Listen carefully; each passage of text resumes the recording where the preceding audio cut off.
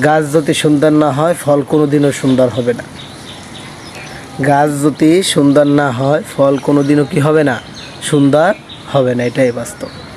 তুমি একজন মা হইয়া কিভাবে পরকিয়া করো? তুমি একজন সন্তানের মা হইয়া, তুমি একজন লোকের স্ত্রী হইয়া তুমি কিভাবে পরকিয়া করো?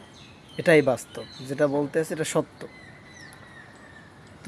তোমার ছেলে মাদ্রাসায় পড়ে, তোমার ছেলে মাদ্রাসায় পড়ে, মেয়ে মাদ্রাসায় পড়ে, তুমি কিভাবে স্বামী না থাকার সুযোগে সদ্ব্যবহার করিয়া অন্যর সাথে পরকিয়া করো? তুমি ছেলেকে মাদ্রাসায় দিয়েছো একটা আলেম বানানোর জন্য, একটা হাফেজ বানানোর জন্য, দিনের খেদমত করার জন্য মাদ্রাসায় দিয়েছো তোমার ছেলেকে তুমি। কিন্তু তুমি যদি এটা পরকিয়া করো, একটা হারাম কাজের ভিতরে লিপ্ত, আর মাদ্রাসা দিনই শিক্ষা কতটুকু সে শিখতে পারবে? এটা আমার মাথায় ধরে না।